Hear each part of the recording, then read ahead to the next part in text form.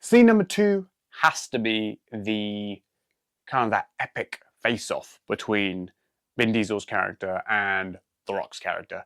It's obviously it's a tried and tested formula in certainly action movies and just movies in general. With when you've got two kind of staple characters and that eventual first meeting, the build up to this is really really good because we have The Rock's entry earlier, and Vin's crew are causing chaos on this side, and there's the first time they come across is when there's a chase scene in this like kind of in the Rio kind of sewers and streets.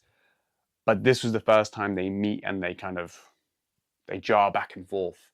And again, Rock's entry to this is just awesome. Like just awesome. You're already waiting for it. So anytime these two are going to come together, we're ready for it, because that was what the film was based on, was The Rock versus Vin Diesel. Everything else was scattered away and still there, and family and the cars, all that kind of stuff. But now that has become secondary to our larger than life, titans. And yeah, Rock's entry when he's just storming to Vin Diesel, no fear. He's going through all the gangsters and everything, and he's going straight to Vin. Oh, it's just so cool, man. It's literally so badass, and it's that I was talking about in the previous episodes, the adrenaline.